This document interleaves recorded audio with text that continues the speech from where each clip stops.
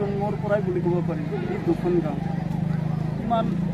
1910 চনৰ পৰাই যাত্ৰা পাৰ্টি ইয়াত আনিছিল প্ৰথম বৰুলা আৰু পাল্লি কিবা কিবি আছিল নৰমোহন গোসাঁই দিনৰ পৰা ইয়াতে যাত্ৰা পাৰ্টি আনি আছে এনেকৈ চলাই আছে আৰু আজিও চলি আছে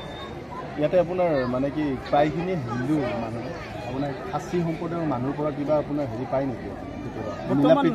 বৰ্তমান নাই যিমান বছৰ হ'ল আজিক গেলি আমি আমাৰতো কৰি আছোঁ মিলামিলি আৰু কেনেকুৱা অনুভৱ বৰ্তমান যেনেকৈ আছে হয়তো ভৱিষ্যতে এনেই কিবা আপোনাৰ মানে কি মেঘালয় চৰকাৰৰ পৰা আপোনাৰ মানে কি বা সাহায্য পাতিৰ ক্ষেত্ৰত কিবা কেতিয়াবা আপোনাৰ এনেকুৱা হেৰি কৰিছেনে আপোনাৰ পাইছেনে আপোনালোকে ডেভেলপমেণ্টৰ ক্ষেত্ৰত ডেভেলপমেণ্ট চৰকাৰৰ তৰফৰ পৰা সিমান নাই কোনোবাই এনে কিবা কৰি দিয়ে আৰু পাৰ্টিবিলাকে কিবা কৰি